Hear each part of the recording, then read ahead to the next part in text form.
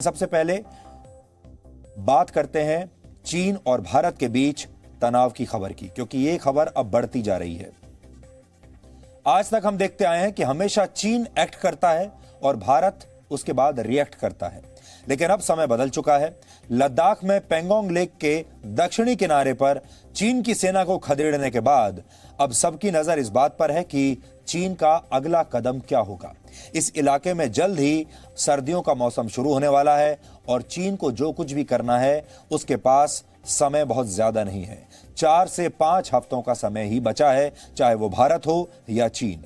भारतीय सेना इस बात को बहुत अच्छी तरह से समझती है। लद्दाख से अरुणाचल प्रदेश तक चीन से लगी सीमा पर अब कड़ी निगरानी रखी जा रही है। Chief of defence staff Bipin Rawat ने कहा है कि भारत सीमा पर शांति चाहता है, लेकिन किसी भी चुनौती का मुकाबला करने के लिए भारत तैयार है। सेनाध्यक्ष जनरल मनोज मुकुंद नरवणे इस समय लेह में हैं।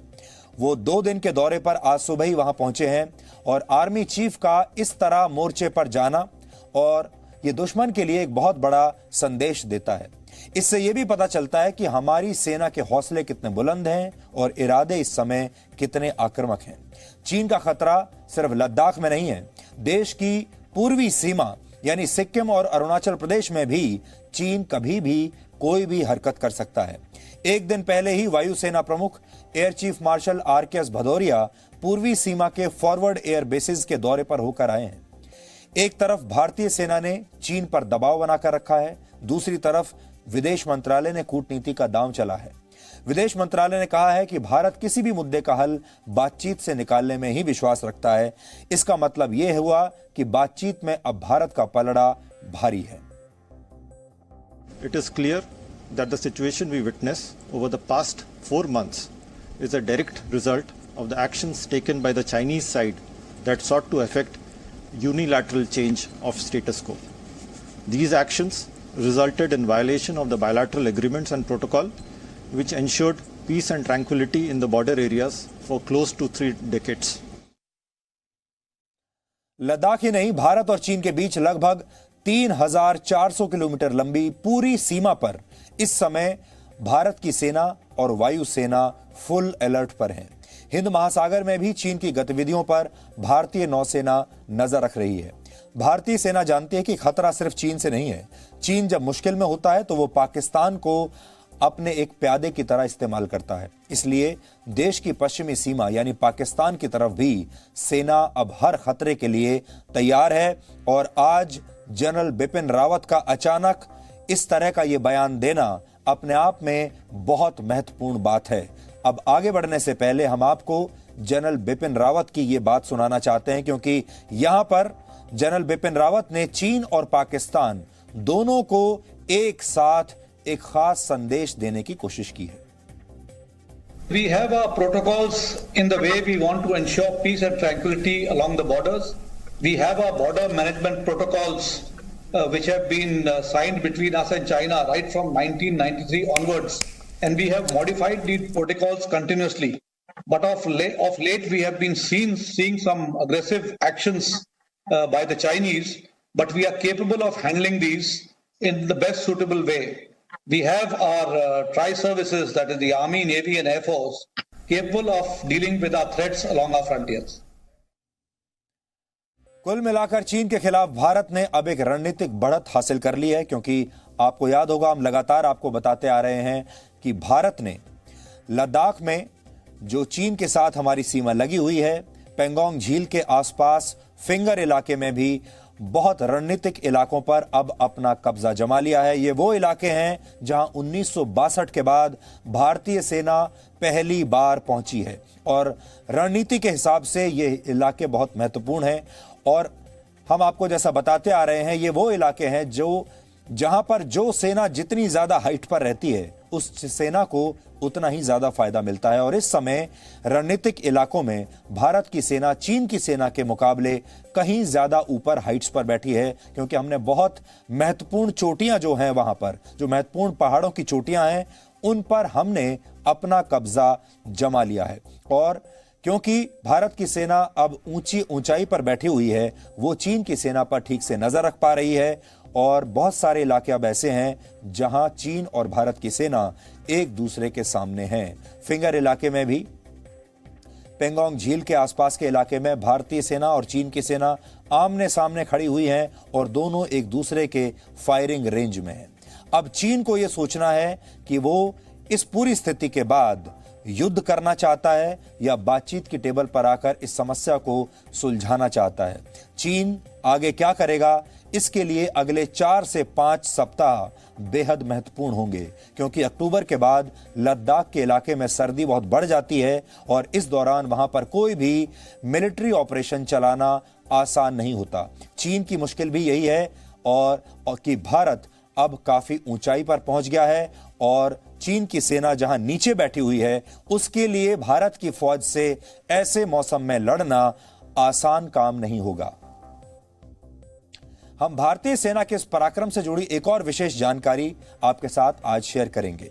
29 अगस्त की रात को चीन के सैनिक भी ब्लैक टॉप और उसके पास की पहाड़ियों पर कब्जा करना चाहते थे। भारत और चीन के सैनिकों से लगभग एक ही वक्त में इस चोटी पर चढ़ाई शुरू की थी, लेकिन भारतीय सैनिकों ने बहुत कम वक्त में इन पहाड़ों की चढ़ाई पूरी करके इन चोटियों पर कब्जा कर लिया। यानी चीन की सेना भी इन चोटियों पर पहुंचना चाहती थी और भारत की सेना भी पहुंचना चाहती थी। दोनों कोशिश कर रहे थे, लेकिन भारत के सैनिक इन चोटियों पर चीन की सेना से पहले पहुंच गए और चीन के सैनिक जब तक इन चोटियों पर पहुंचे तो वहां पहले से ही भारतीय सैनिक मौजूद थे। भारतीय सेना को पहाड़ों पर लड़ने वाली सबसे मजबूत सेनाओं में से एक माना जाता है।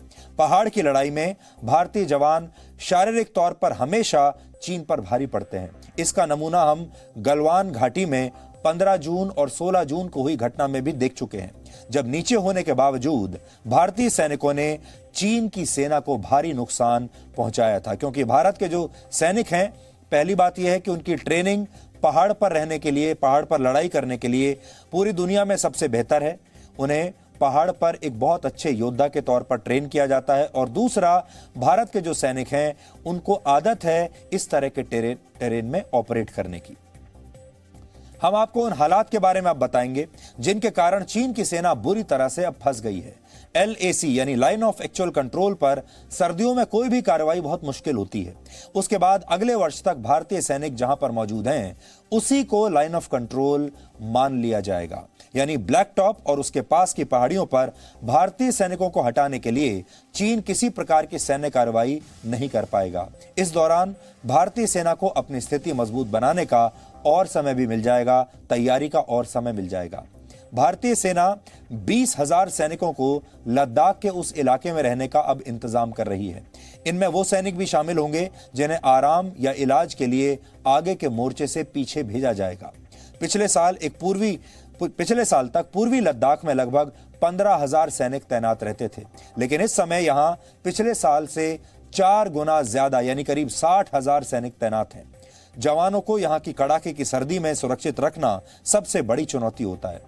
सर्दियों में चुशूल का तापमान 0 से 30 डिग्री तक नीचे पहुंच जाता है, यानी -30 डिग्री टेम्परेचर रहता है। इसके लिए खास तरह के थर्मल टेंट्स की जरूरत पड़ती है जिनमें रहकर सैनिक मोर्चा संभाल सकें। अक्टूबर के बाद से पूर्वी इलाकों में जरूरी सामान की सप्लाई भी बहुत मुश्किल हो जाती है। अब आप समझ सकते हैं कि अगला 1 महीना सैनिक कार्रवाइयों के लिहाज से बहुत महत्वपूर्ण है, क्योंकि इसी समय चीन की तरफ से हमला होने की सबसे ज्यादा आशंका है। LAC पर मौजूदा हालात भारतीय सैनिकों के लिए अनुकूल हैं। कुछ दिनों पहले चीन के एक रक्षा विशेषज्ञ ने भारतीय सेना की पहाड़ों पर लड़ने की क्षमता की तारीफ की थी। भारत की माउंटेन फोर्स दुनिया में सबसे ताकतवर मानी जाती है और इसमें 2 लाख से ज्यादा सैनिक भी हैं। इतने सैनिक दुनिया की किसी माउंटेन फोर्स के पास नहीं है। यानी ये 1962 का भारत नहीं, बल्कि ये 2020 का भारत है। इसलिए चीन को किसी तरह के भ्रम में अब रहना नहीं चाहिए। उसे भी यह एहसास जरूर होगा कि कोई भी दुस्साहस अब उस पर भारी पड़ सकता है। हम लोगों को हाई ऑल्टीट्यूड में, माउंटेन वॉरफेयर में बहुत सालों से लड़ने की आदत है, इसमें कोई शक नहीं है। चाहे हाई ऑल्टीट्यूड में और माउंटेन में लड़ने में थोड़ी सी परेशानी आती है। रेरिफाइड एटमॉस्फेयर है, सर्दी बहुत ज़्यादा है, हवा बहुत ज़्यादा तेज चलती है, आदमियों को खाने की परेशानी होती है, सोने की परेशानी होती है, फ्रॉस्ट बाइट, चिलब्लेन की तकलीफ होती है। लेकिन जब आपको इस बारे में मालूम है उससे कैसे बचा जा सकता है तो आप बच सकते हैं। और हमारे जो सैनिक हैं वो इस बात में एक्लिमेटाइज होकर के ही रहते हैं। जहां तक चीन का सवाल है, चीन में कॉन्स्क्रिप्शन होता है। चीन में जो मैंने देखा है वो अपने अपने बैरकों में रहते हैं। वो सर्दियों में या नॉर्मल इसमें वो सामने मेरे को कभी नहीं दिखते। वो आते हैं गाड़ियों में जो सेंट्रली हीटेड गाड़ियां हैं और वापस अपने इस पे चले जाते हैं कमरों में जो सेंट्रली हीटेड है। ऐसे उनको तकलीफ होगी। चीन को उस माहौल में जबरदस्त तकलीफ होने वाली है। अब खास बात यह है कि चीन से लगी इस सीमा पर जहां की हम आपको बात बता रहे हैं, पिछले साल सर्दियों तक भारतीय सैनिकों की यहां पर कोई तैनाती नहीं होती थी, लेकिन इस वर्ष हालात बदल चुके हैं। ऐसे में सैनिकों को समय समय पर आराम देना और सैनिकों की नई यूनिट को तैनात करने की प्रक्रिया अब चलती रहेगी। लेह जैसी जगहों पर बड़ी तादाद में सैनिकों को हर समय अच्छे हालात में तैयार रखना एक बहुत जरूरी होता है। भारतीय सेना ने इसकी तैयारी अब शुरू कर दी है। चीन को सबक सिखाने के लिए भारत ने जो कदम उठाए हैं उन्हें समझने के लिए आज हम आपको विदुर नीति के बारे में बताना चाहते हैं। महाभारत के सबसे महत्वपूर्ण पात्रों में से एक हैं विदुर। वो हस्तिनापुर के राजा धृतराष्ट्र के भाई थे। विदुर अपने समय के कूटनीति और धर्म के सबसे बड़े जानकार माने जाते हैं, इसलिए उन्हें हस्तिनापुर का प्रधानमंत्री बनाया गया था।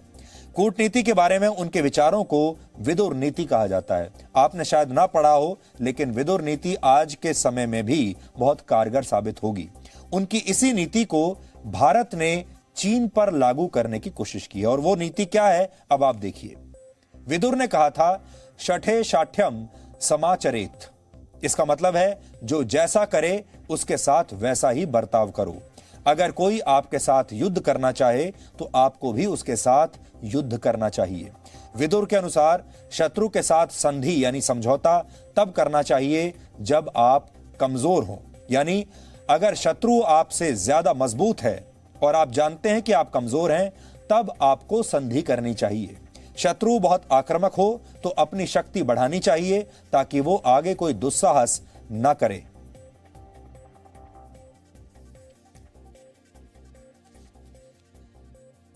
चीन के साथ एलएसी पर तनाव के बीच स्पेशल फ्रंटियर फोर्स का नाम भी अब आजकल काफी सामने आ रहा है। यह वही फोर्स है जिसके जवानों ने 29 और 30 अगस्त को एलएसी पर ब्लैक टॉप और आसपास की पहाड़ियों पर कब्जा किया था।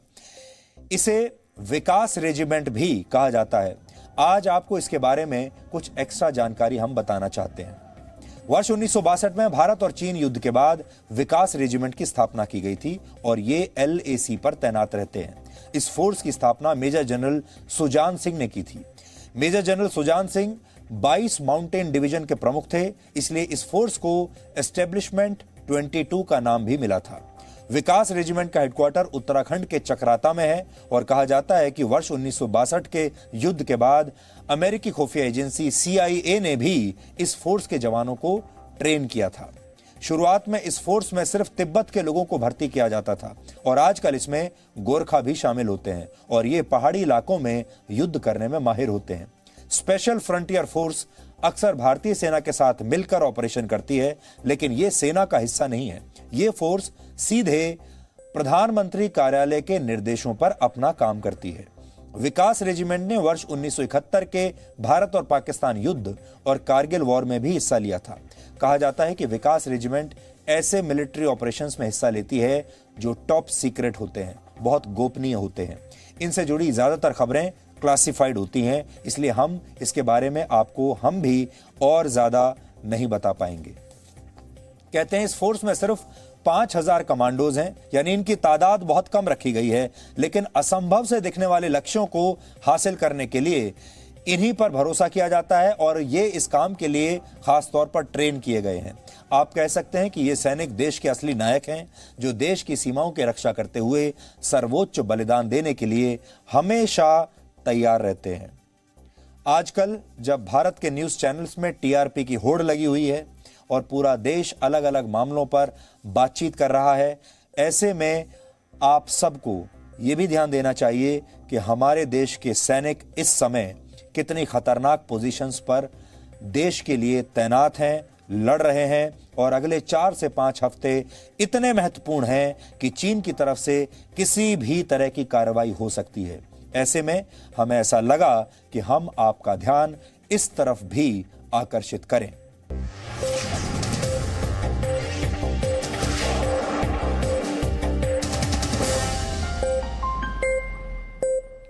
Presenting B News app, available on Google Play and App Store. Download it now.